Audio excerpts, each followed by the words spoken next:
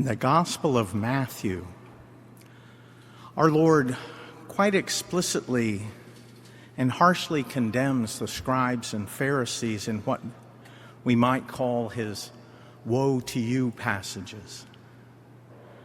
To their face, Jesus repeats 7 times, "Woe to you, scribes and Pharisees, you hypocrites," each time followed by a different example of their hypocrisy. Coming from our Lord, these words are terrifying enough. But even more so is the parable in the same gospel where people are standing outside the master's house, which is obviously a metaphor for heaven, asking to be let in. Let me paraphrase the conversation they had. Standing outside, they knock at the door and say, "Lord, open the door for us." The master says in reply, "I never knew you." And you will say, "We ate and drank in your company and taught in your streets." Then he will say to you, "I never knew you. Depart from me, you evildoers." I never knew you. I never knew you. This phrase stuck in my mind, especially the word "know." At one level, I didn't understand something. At a superficial level, the master represents Jesus in the story, who would know who was knocking. Jesus is God, and therefore he's all-knowing. One thing you would never hear God say after ringing the doorbell when he invited you to dinner is, "Who is it?" He knows who it is. He's God. Clearly, then, there are other meanings for the word "know," and I set out to find out what those were. What I found was there were at least 4 ways to understand "know." St. John Paul II, in his general audience on March the 5th, 1980, said, "To know is to be in intimate union with." We see this first biblically in Genesis 4, where it says, "Adam knew his wife Eve, and she conceived." This kind of knowledge then shows that one sense of knowledge means an intimacy so profound as to become one flesh.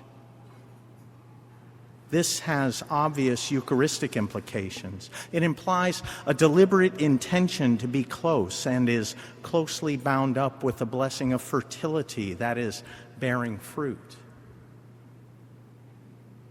To know also recognizes in a particular way the uniqueness of the person.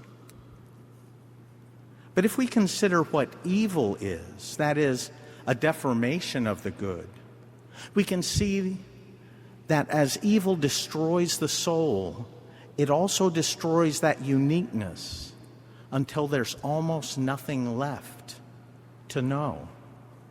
Almost nothing to distinguish one evil soul from another, because whatever uniqueness there may have been is lost in an overwhelming and eternally unsatisfying desire for power, to be independent of God. The biblical sense of "to know" also means concrete knowledge, not an abstract theory, but a participatory knowledge, as in actually sharing the experience of suffering, say, as in actually being merciful, as in personally providing for the poor, or actually promoting peace and justice. It's not just knowing about something.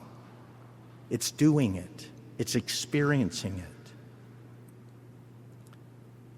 And finally, next to finally, that to know also means to recognize. Jesus said, "I never knew you," but he might have also said with the same meaning, "I do not recognize you. I do not see any part of me in you." But there's also another way to know that we should consider, which is to know by faith. In October 2012, Pope Francis declared a year of faith and released his encyclical, Lumen Fidei, the light of faith.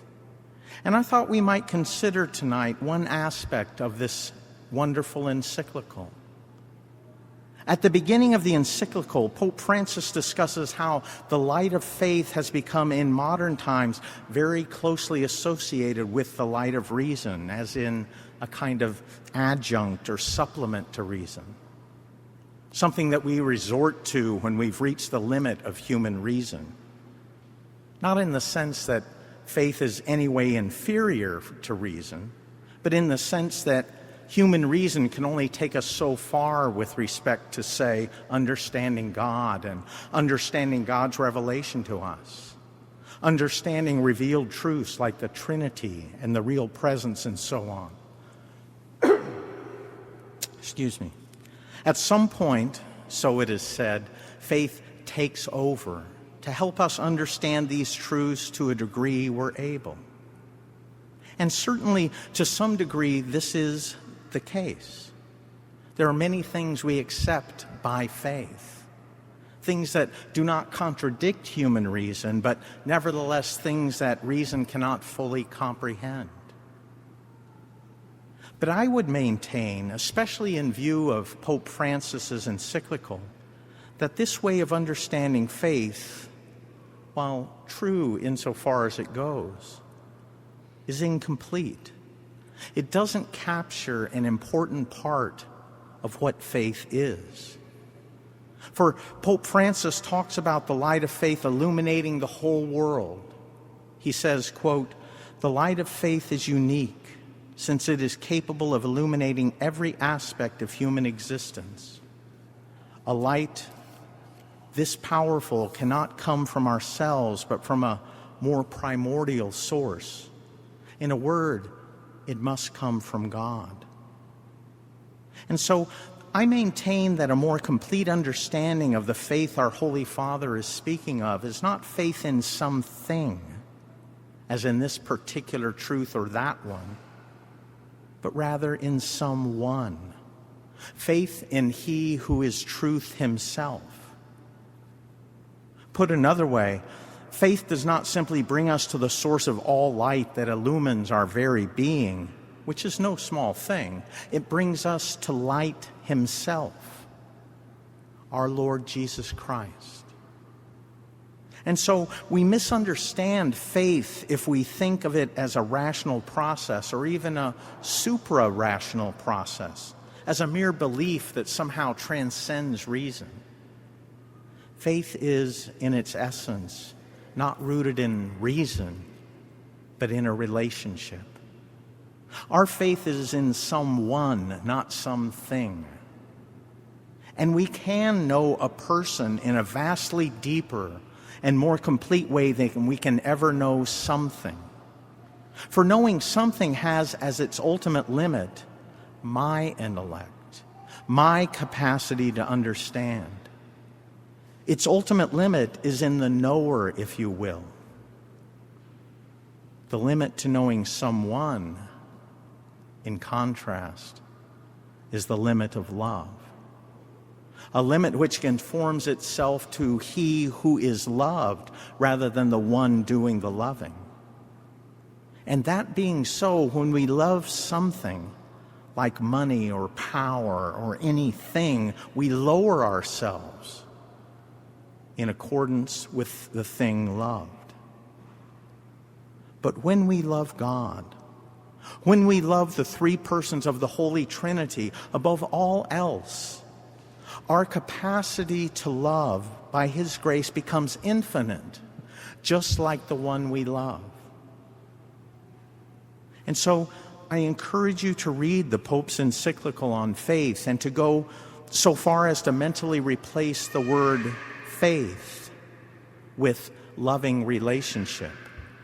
And as you do, it'll emphasize that aspect, that meaning of faith. Let's do that with a couple of verses. In the Bible we read, "Without faith, it is impossible to please God." Without a loving relationship with him, it is impossible to please God. Another verse, your faith has saved you, go in peace. Your loving relationship with our Lord has saved you. Because you know him, because of your love for him, you have been saved. Go in peace.